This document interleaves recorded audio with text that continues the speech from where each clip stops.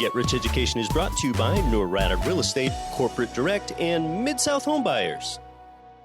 Garrett Sutton here, Robert Kiyosaki's asset protection attorney and the author of Loopholes of Real Estate. As an American or foreign-based investor in U.S. real estate, you know we are a litigious society. You know that you need to protect your real estate and paper asset holdings with the right mix of LLCs and corporations. My firm, Corporate Direct, not only forms these entities, but importantly, we properly maintain them too.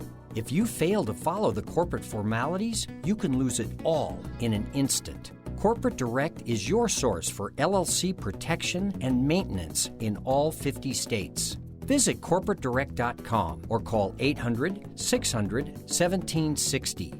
Mention Get Rich Education for a free bonus. Switch your resident agent service to us and receive another bonus. It's all good. We look forward to assisting you at corporatedirect.com.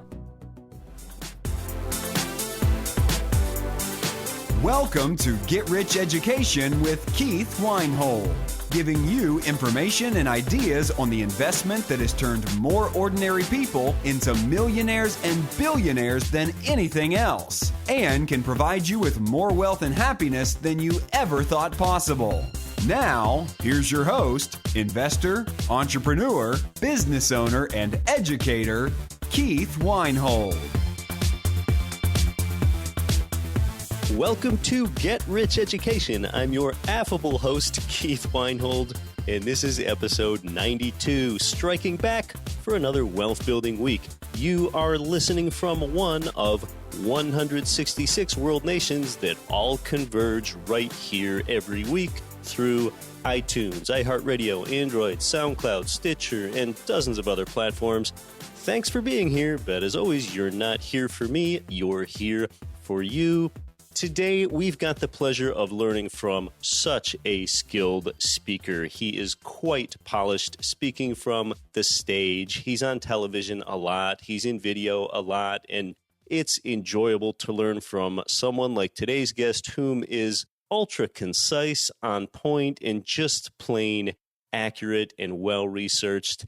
And he has been on TV a lot. And in fact, I'm going to consider this a tribute to his unvarnished honesty with all the facts to back it up. He was basically kicked off CNBC for telling it like it is about stocks. I totally respect that because except in rare circumstances, stocks don't create wealth. The belief that one will obtain wealth through long-term buy and hold stock investing is just plain being sold BS. It's replete BS, which stands for blue sky, by the way. You knew that, right? I mean, what else would BS stand for? Well, besides appearing on TV a lot, today's guest is also a contributor for Forbes and to Entrepreneur.com. Today, he leads Wealth Factory, and I'll tell you more about Wealth Factory. He's probably going to rip 401k plans right along with me today and expose them for the total blue sky that they are.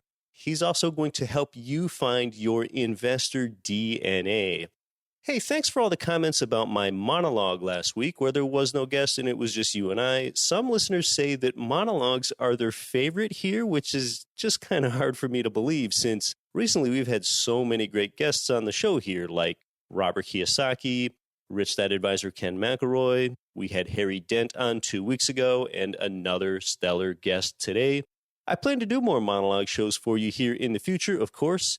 In the earlier days of GRE, late 2014 and early 2015, you'll find more of those monologues. But today, since we've got an extraordinary guest, let's meet him.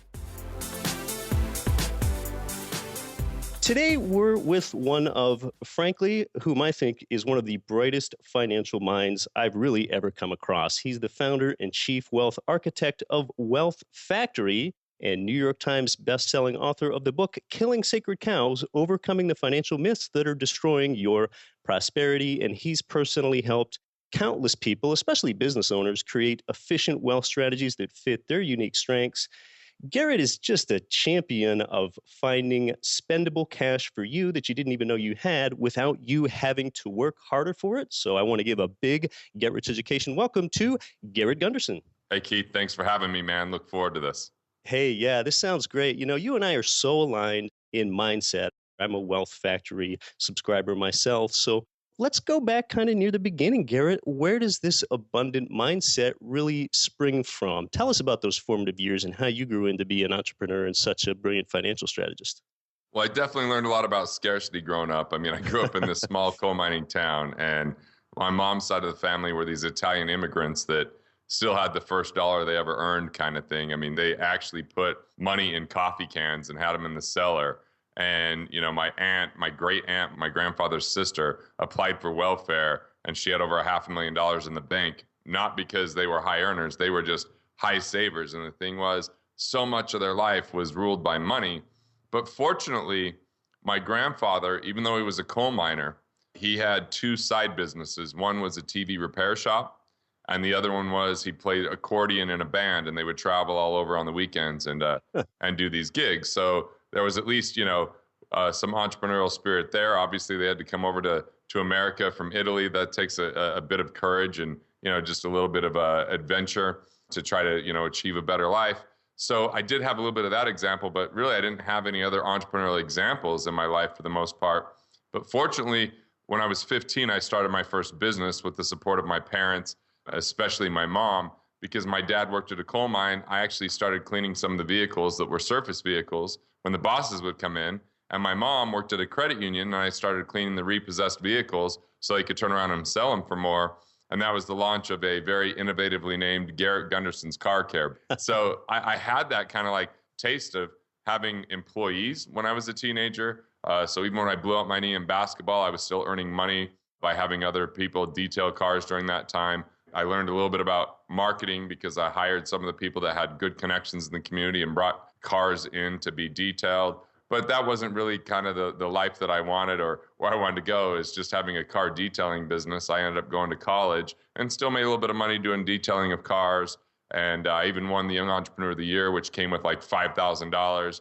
And I wanted to. Which must have felt like $1 million then. Oh, dude, I thought I was rich the second they handed it to me. I'm like, I wonder who else made $5,000 this 1 second that I just got handed this check. And like I was looking at it, I was so excited about it.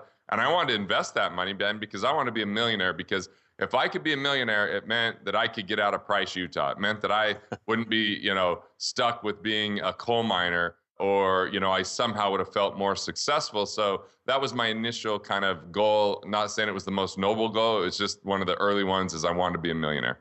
Because at that time, that was expansionary to you then. Right. For where I was at the time, that was definitely a situation that at least motivated me, at least had me think a little bit bigger. Even though I think that if people just have money goals, they miss out on where they could really deliver the most value and the ways that they could truly, enjoy it along the way. Because if it's just about money and money alone, the minutia can get to you. And the vision a lot of times can feel smaller than the problems that we encounter. I think when the vision's bigger, you get better results, and vision is the greatest driver of value, and dollars follow value. So I think when we have a bigger vision than just being a millionaire, that there's a lot more that can come from that. Yeah, you start to realize that becoming a millionaire, and millionaire is kind of a worn down term. It doesn't mean that much anymore, does it? Yeah, it doesn't mean that much anymore. Most people don't even realize that. And that alone is a mindset for some people. And then the other mindset, Garrett, is that, a millionaire, that money, that's really only the conduit to something else. That's nowhere near the end. In fact, that's closer to the beginning than the end. That's the conduit. Yep. Yeah, I really feel like part of it was when I was in college and I was offered all these jobs in 1999, like Merrill Lynch and Strong Investments, which at the time was the number 2 performing fund family in the world, American Investment Bank. I mean, just a lot of these companies, Arthur Anderson, I mean, a lot of them are gone, got gobbled up, and I was just kind of being encouraged by my family members to go down that route because it was a good job, right? But we've seen, pensions are pretty much a relic of the past. People working for a company for 30 to 40 years, that just doesn't really exist in today's disruptive economy. No. And it isn't really the safe path. To me, the only safe path that people can have are really 2 things. Number one, you create economic independence, which is when you have enough investment income or entrepreneurial income to cover your basic expenses. All of a sudden, that gets you a degree of freedom and a degree of safety. Or number 2, you design a business around kind of your biggest insider advantage, around kind of your stupid human trick or your sole purpose, that thing that you can bring to the marketplace that has a huge value. And if you could do that, that's what really builds wealth. It's really got to be a combination of one of those two things, or really one of those things, because I'm telling you, people that just put their money away for the long haul by scrimping, saving, and sacrificing, and they go through this accumulation model of retirement plans, it is shown to be a massive failure rate. Yet there's enough commercials and there's enough information and there's enough people pitching it that there's still enough people buying into it, even though it's not going to get them where they want to go. And it's kind of a travesty. And what I see is most people get retirement. It's not a dream. It's actually a nightmare, because they're no longer in control of their outcomes, and they're really held captive to what interest rates are doing. If taxes go up, their lifestyle goes down, and inflation is just eroding their life year by year in retirement. And that's why I think a lot of people are miserable in retirement, even though they waited till that day to finally do the things they said they wanted to do, but then they got there and money started to control their lives. So it's really a bad system. It's completely broken, and it's time to retire that system and instead focus on cash flow and focus on things you have a lot more control over the outcomes. Yeah, that's right. Oftentimes I joke, Garrett, whether someone owns their own business or whether they're an employee, people spend all this time learning about how their work works. They don't spend any time learning about how money works. And yet money is often the chief reason that they go to work. It doesn't make any sense. That's a really good point, Keith. And the thing is, they just hand it over to so-called experts that are usually just disguised as salespeople, and they spend 90% of the time learning how to build a relationship and sell, and only 10% of the time knowing how markets really work and if they're really building a plan. And I think, most people that call themselves financial planners or financial advisors are merely mutual fund salesmen or maybe even life insurance salesmen. And I know, because that's how I started in finances. I started telling people I was a financial planner or a financial advisor. And at the same time, I was just peddling products. And I'll tell you what, in my first year or two, I wasn't like I was making sure they had the right car insurance, homeowners insurance, liability, disability, medical, or life. I wasn't making sure they had the right corporate structure. I wasn't analyzing how they can add mitigation and downside, protection to their investments. I wasn't looking at their credit score. I wasn't looking at their loan structures. I was simply asking them how much money they could set aside for the future and pushing a product. Now, fortunately, That was only a year or two that I did that nonsense, and I completely abandoned it and was labeled a fanatic, because I just saw pretty quickly when the market started going down in 2000 that people were exposed and that people really didn't have a financial plan, even though they had a so-called financial planner. And most financial planners, if I interview 1,000 of them, they can't even agree what a financial plan is. Yeah, that sounds about right. Well, you and I are both in the financial education space. You're talking about a lot of myths out there. And I think one reason that you and I both enjoy being in the financial education space is because there are so many doggone myths out there.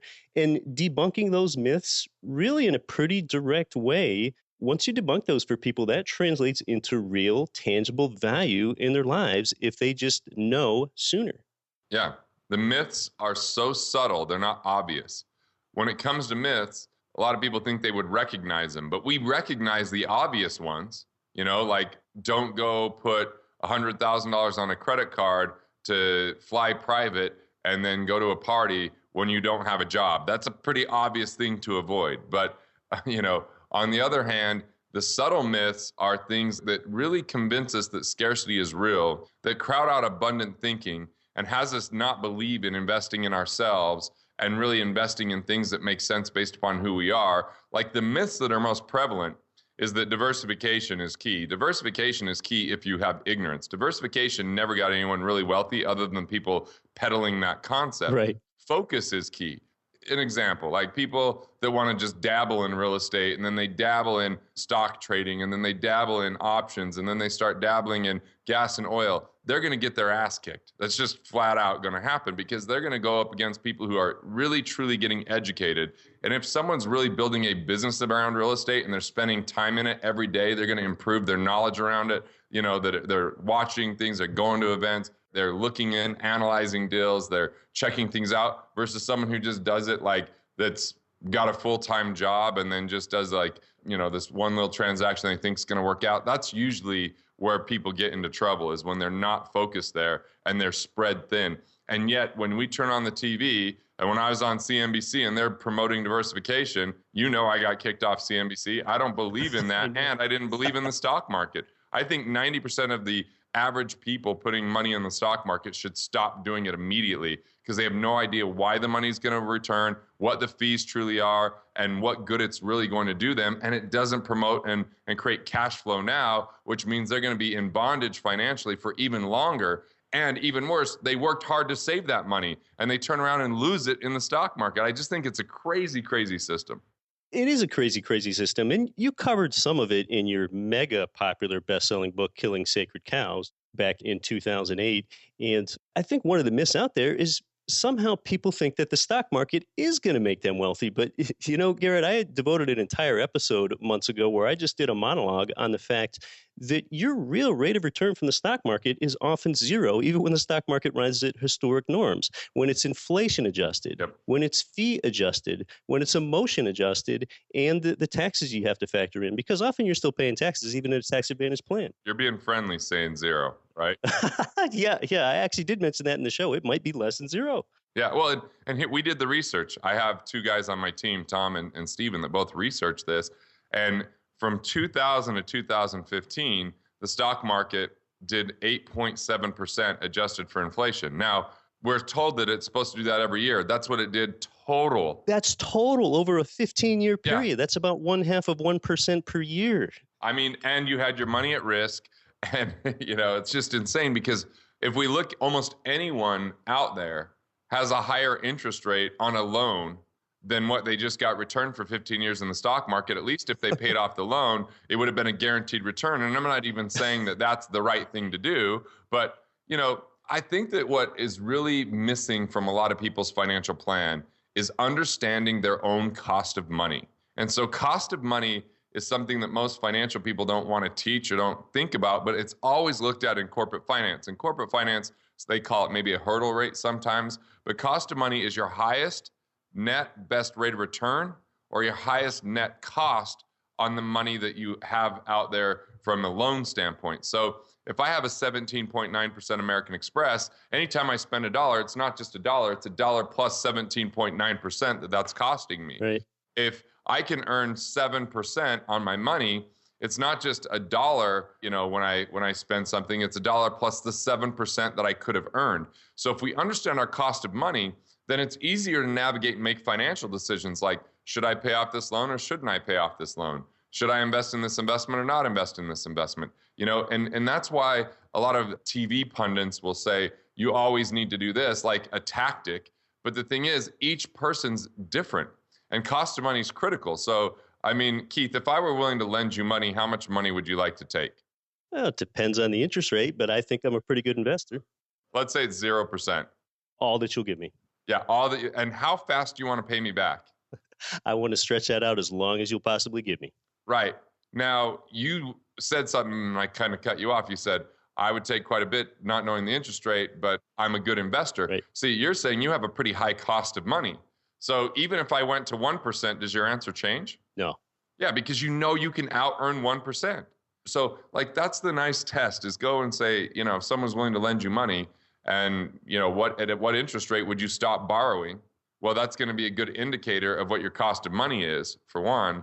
And it's a good idea of what your peace of mind index is. Because I might be able to certainly earn 7%, but maybe when someone starts charging me 6%, I start taking different consideration because I start thinking about how guaranteed it is and the level of risk that I take. Where I saw people that were pulling out equity of their homes in the year 2006 and 2007 and investing in the stock market because they were talking about the stock market should be doing at least 10% every year and you could borrow money really cheap at 4%. But the problem was the stock market didn't perform. So that was a really bad strategy because it took non-risky money and put it in a risky place.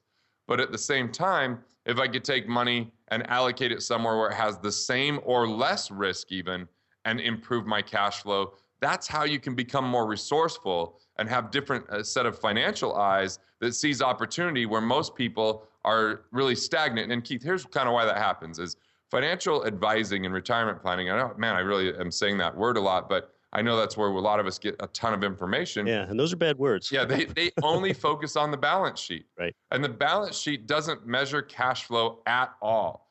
All the balance sheet does is help you understand your net worth, your assets versus your liabilities. So either your debt or your equity.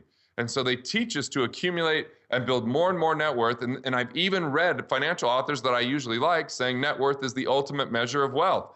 Net worth is not at all. Cash flow is health. It lets us know our financial health when we have healthy cash flows. So financial planning lulls us to sleep, building a balance sheet. And then when we get to retirement, we're supposed to become income statement experts, even though we neglected it our entire life.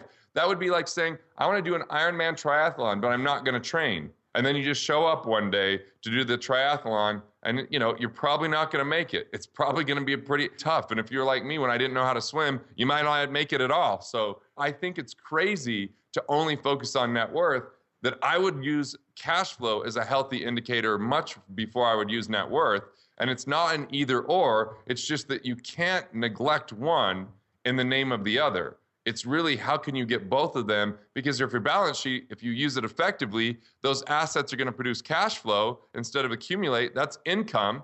And you manage your liabilities so that your expenses are the right types of expenses. And Keith, there's more than one type of expense. There's 4 types. There's destructive ones that everyone should eliminate, but there's also lifestyle ones, which we enjoy. Just make sure you pay cash for lifestyle expenses. There's protective expenses, which are things that transfer risk and help people have more sustainable wealth. And the wealthy always have protective expenses handled. And most middle class neglect this, and that's why they get financially devastated at least a couple times during their lifetime. And then the 4th type of expense is a productive expense.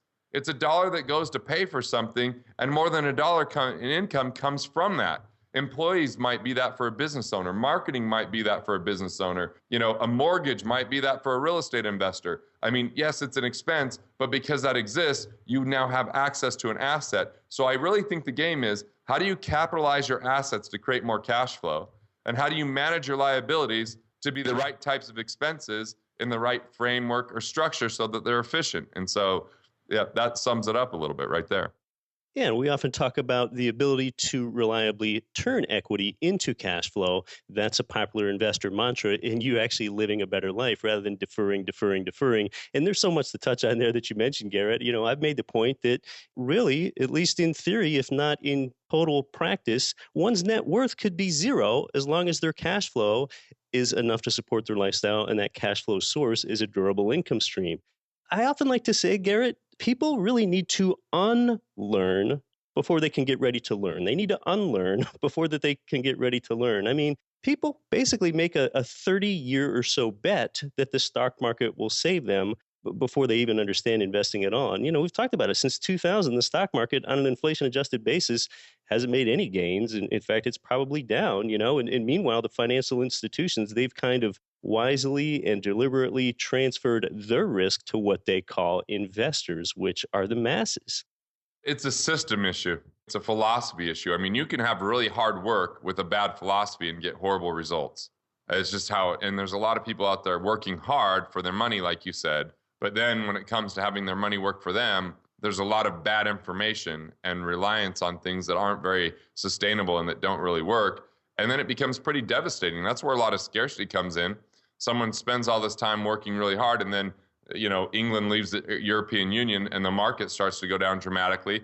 They had no control over that, yet it starts to impact their mindset. It starts to have them feel a little bit defeated. It has them start to be concerned. Now they show up differently the next day with a little bit more stress, a little bit less healthy, and a lot more frustration.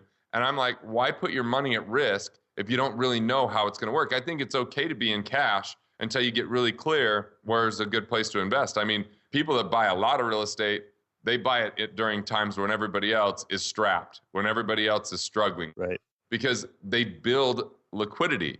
And I think retirement planning underemphasizes liquidity and overemphasizes retirement. It's all about putting money into something that's locked away till at least 59 and a half versus saying, hey, you shouldn't even put $1 into a plan like that until you've got at least some good liquidity, at least 6 months. But heck, I'd like to have a lot more than that, because I don't just want it to be an emergency fund. I want it to be more of a peace of mind fund, but I want it more than that to be an opportunity fund. I want cash on hand, so when the right opportunity comes my way, I can actually capitalize on it. I can actually do something about that opportunity. You know, people say work smarter, not harder, but oftentimes the same person that says that has their head down deep, buried so much in their work that they haven't looked around enough to take that 30,000-foot view and figure out some of these things. Well, when Garrett and I come back, we're going to touch on your investor DNA. Just what is your investor DNA? And we're going to talk about some more of the flaws in the 401k plan. You're listening to Get Rich Education. Our guest is Wealth Factory's Garrett Gunderson. More when we come back. I'm your host, Keith Weinhold. Cash flow real estate investors nationwide and worldwide, this is Get Rich Education's Keith Weinhold. Forbes has rated Memphis, Tennessee as the #1 cash flowing market in the world. Our good friends at Mid-South Homebuyers have been Memphis's premier turnkey real estate provider for 14 years with a stellar reputation and an A+ rating with the Better Business Bureau. Owner Terry Kerr was born and raised in Memphis. Yeah, he knows the market and has renovated and sold over 1,000 houses in the Memphis area. Find out what their many repeat buyers already know. Their houses are completely renovated, even come with a 1-year builder's warranty and a lifelong rental guarantee. They're a perfect fit for the first-time out-of-state investor or the seasoned investor diversifying their portfolio. Mid-South Homebuyers' friendly staff makes investing easy. Learn more at midsouthhomebuyers.com or give them a call at 901-217-HOME. Are you looking for a roadmap to financial freedom? If so, we have a solution for you. Norada Real Estate is offering a limited number of free strategy sessions to help you get out of the rat race. Learn how you can create wealth and build monthly passive income. To set up a time with one of our knowledgeable investment counselors, simply go to noradarealestate.com. That's NORADA realestate.com. This is Rich Dad, Poor Dad author Robert Kiyosaki. Listen to Get Rich Education with Keith Weinhold. And the reason I respect Keith, he's a very strong, smart, bright young man. Welcome back to Get Rich Education with our guest, Wealth Factory's Garrett Gunderson, wealthfactory.com. Garrett, you have this great sort of concept or notion, and I've never heard anyone articulate it or describe it at all before, and that's what's called an investor can often be successful if they cater things toward their specific strengths, and that's called tapping into your investor DNA. Tell us about that. Yeah, so my kind of tagline to that is risk isn't in the investment. Risk is in the investor. Right. So is it a risky investment? Depends on who's investing in it, what they know about it. What is their core competencies? What is their core values? What are their core drivers combined with where they're putting their focus?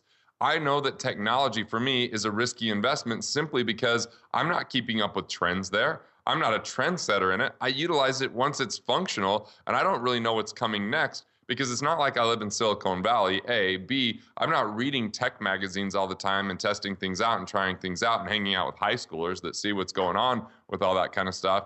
Yet there's a lot of people, that gave Warren Buffett a really hard time in the 90s because he wouldn't invest in the .com world, and he didn't because he said, I just don't understand it. And he stayed away from it because it wasn't part of his investor DNA. Sure. It's all a means of knowing what you do know and knowing what you don't know. Exactly. And so what's nice about knowing your investor DNA is, number one, is it saves you time. It saves you time from looking into things that don't make sense based upon who you are. The things that you find you would procrastinate anyway because it seems like drudgery. It doesn't seem exciting at all. So it's like, rather than subject yourself to that, you don't have to spend time on that anymore. Number two, you can refine your skills in the areas that you are actually going to invest so that you have some degree of knowledge. And your own mindset and your own, brain can be active in saying, is this the right time to be in or to be out? I think the craziest notion is when investment people say, hey, you always want to be investing because the market goes up, the market goes down, but it always goes up. So sometimes you're buying cheap, sometimes you're not, but you want, it's like, I hate that concept because when it's not working, to add more money to it doesn't make sense. When you have an investor DNA figured out, you can actually have some intelligence with your money and you become a better investor. Yeah, very well stated. It's knowing you and then acting upon that. And, sometimes it's not a means of just staying within your comfort zone. I like to tell people sometimes it's about expanding your comfort zone. It's nice when people truly focus instead of dabble. If we look at Andrew Carnegie, he said, I put all my eggs in one basket and watch it like a hawk. That's the road to wealth, really. So it doesn't mean that if I'm a real estate investor, I only buy one piece of real estate or even one type of real estate. It just means if that's what I'm going to get really extraordinary at, why not just focus there? Why not just do the very best I can in that arena versus going out and getting involved in oil and gas if I don't know much about it? Because see, a lot of people get involved in oil and gas, don't know a lot about it, but they get enticed because there's a tax benefit to it.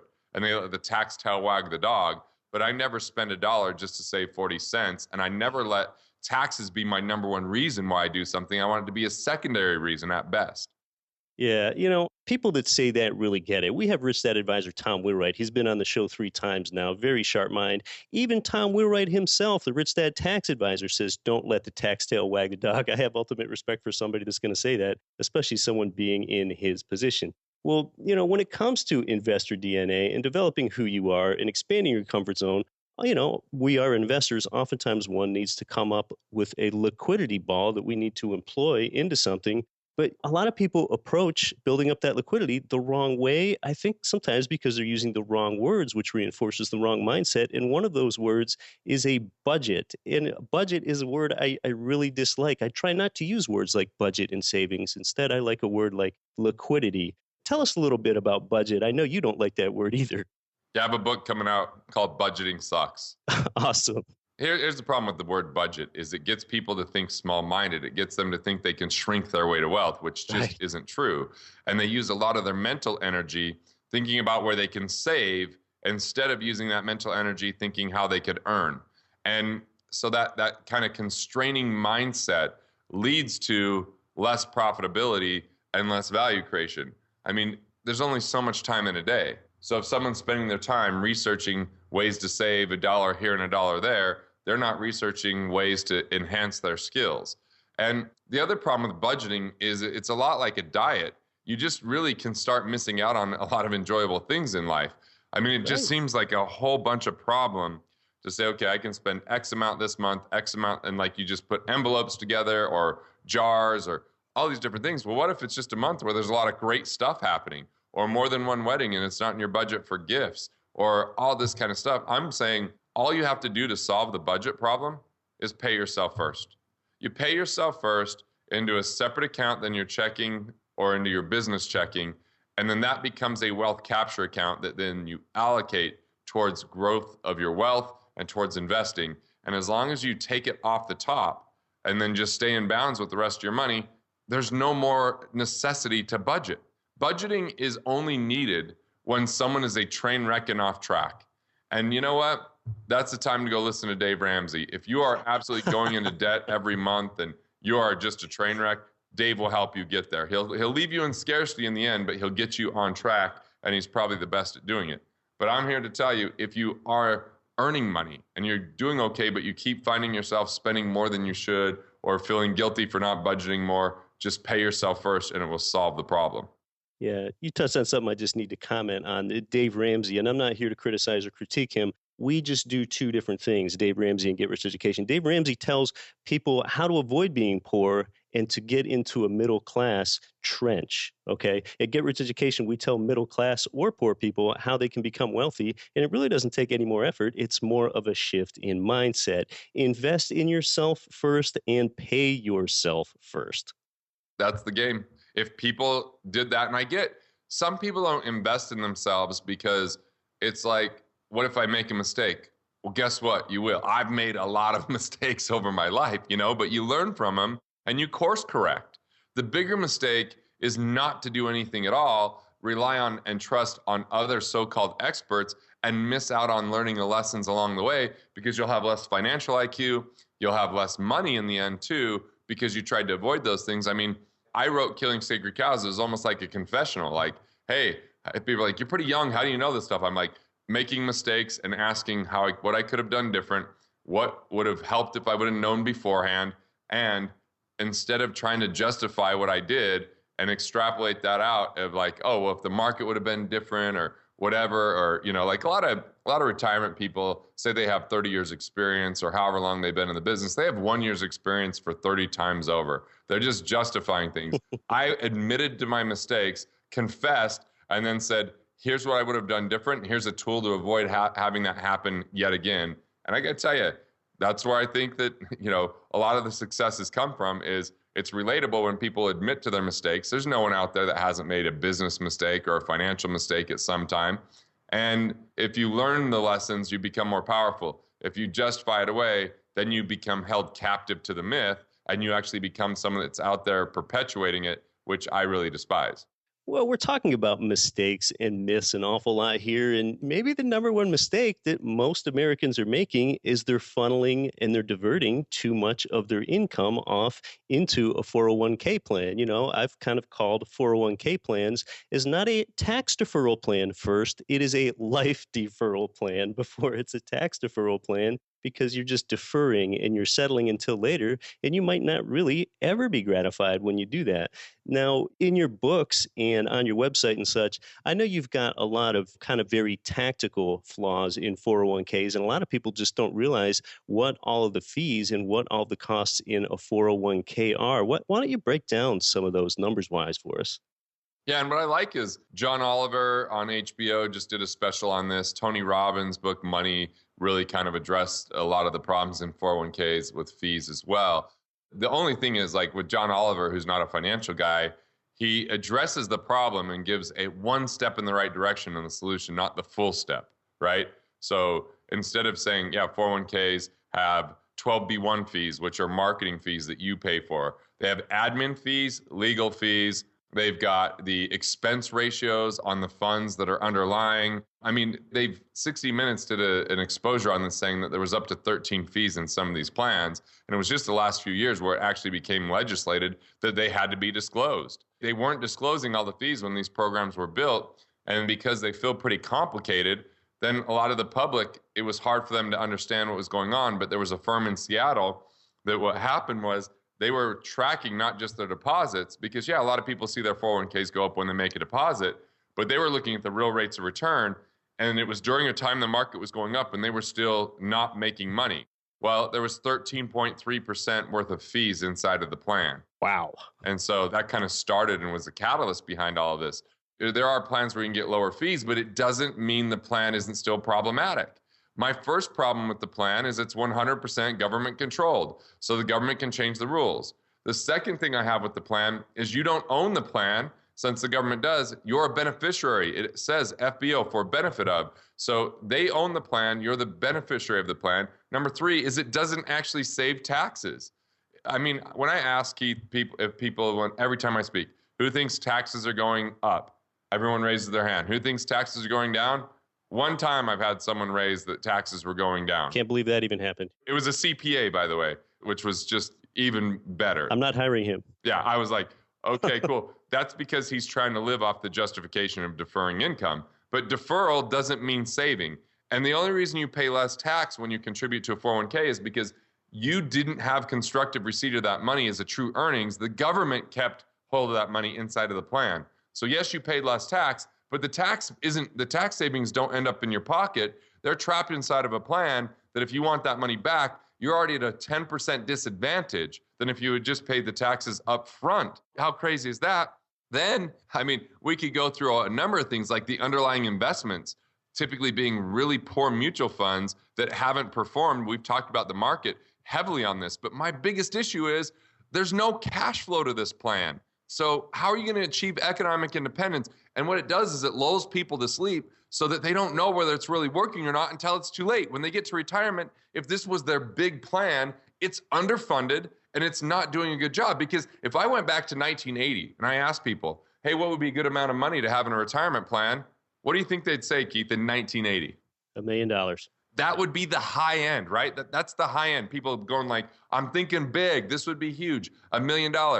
Some people might say $250,000 or $500,000. Actually, the majority would, but the people that really had a bigger thought process would say $1 million. And now when we look at it, that's grossly inadequate. $1 million with today's interest rates, well, how much income does that provide? It provides less than almost a minimum wage job does. It's insane how bad this planning is and how much false hope it provides. You know, the only people that are really succeeding on this are the institutions, because I just want to dissect this a little bit further. So check this out. If you're a financial institution, what do you want from people? Income, a commission, So you want money. How often?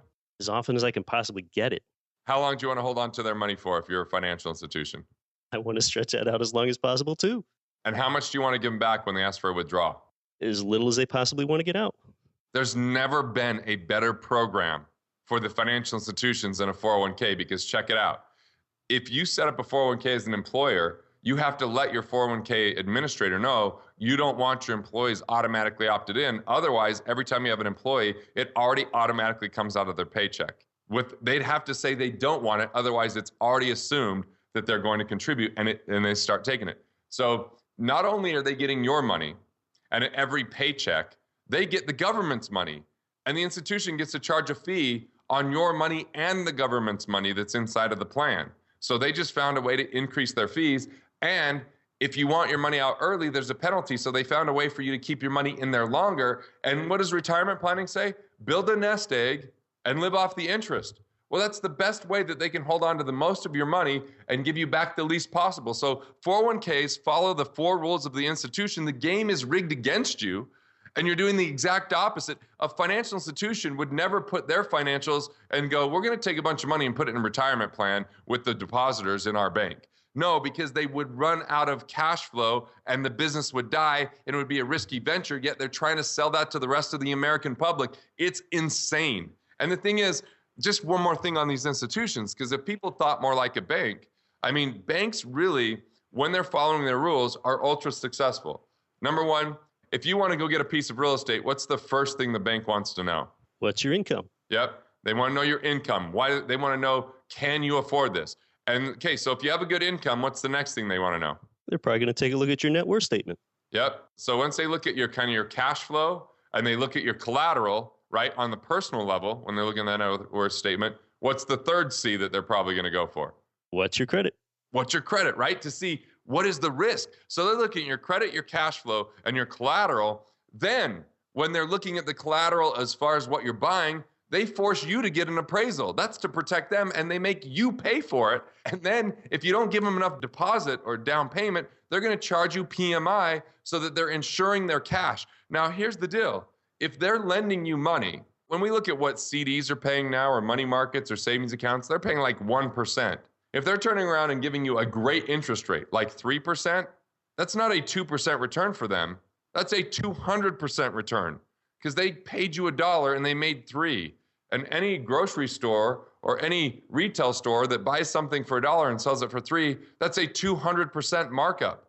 That is a great margin. That is a great rate of return. They're managing their risk and they're getting astronomical returns. And to boot, they're charging you fees to even let you put money with them for them to rent it out. It is an insane model. And yet, what is everybody else doing?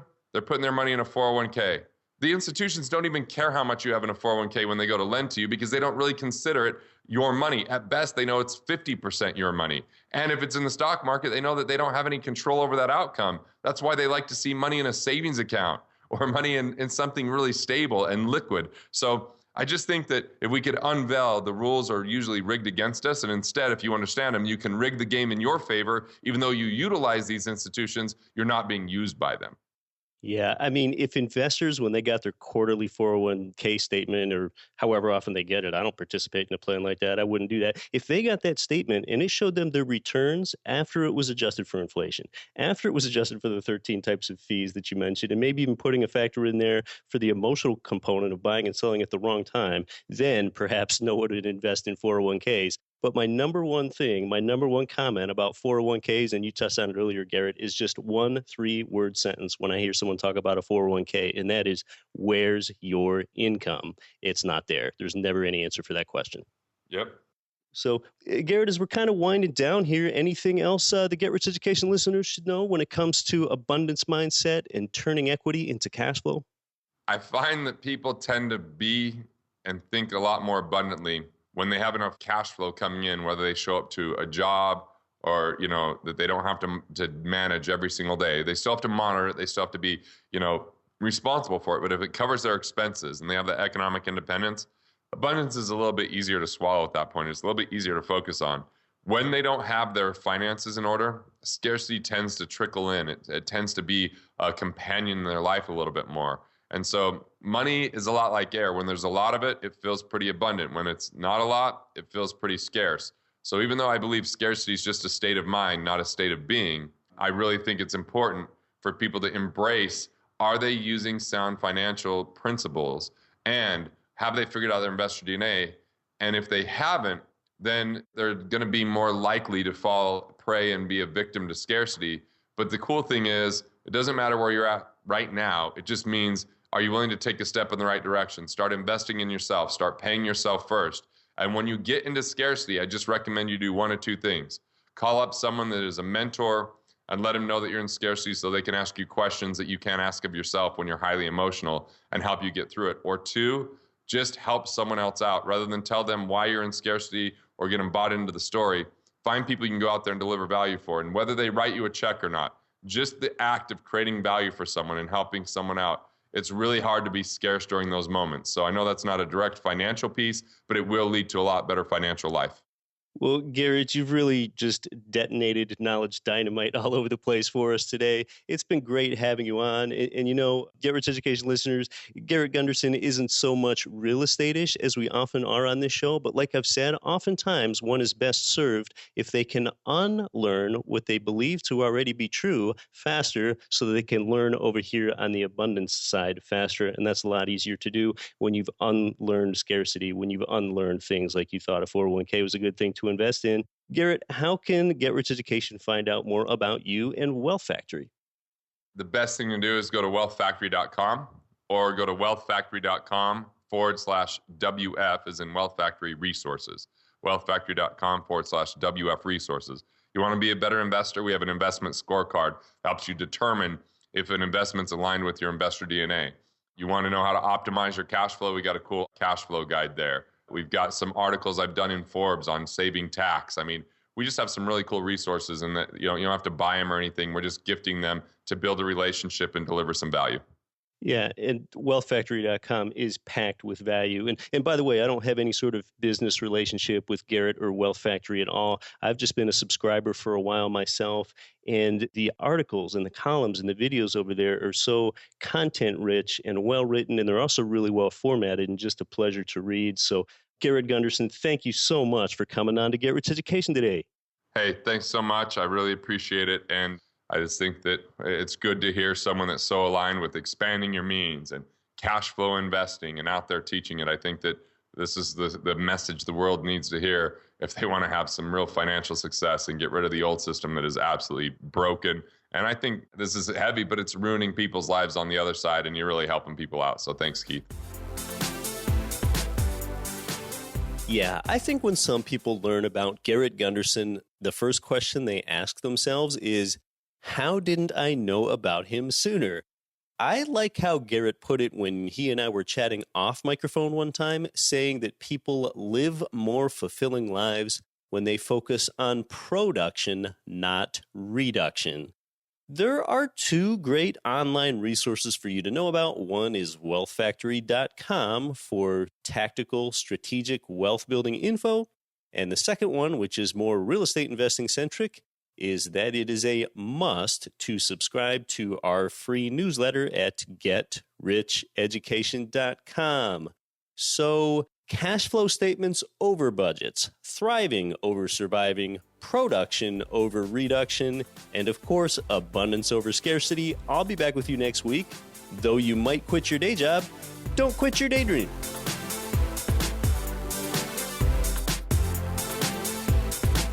You've been listening to Get Rich Education, telling you what the wealthy won't tell you about real estate and investing. If you enjoyed the show, please take a minute to visit iTunes and leave your comments.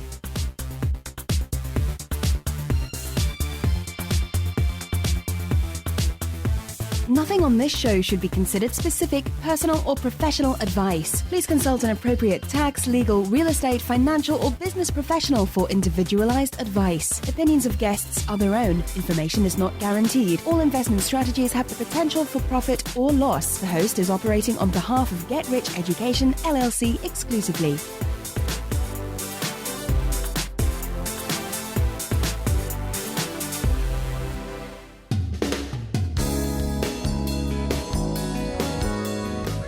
The preceding program was brought to you by your home for wealth building, GetRichEducation.com.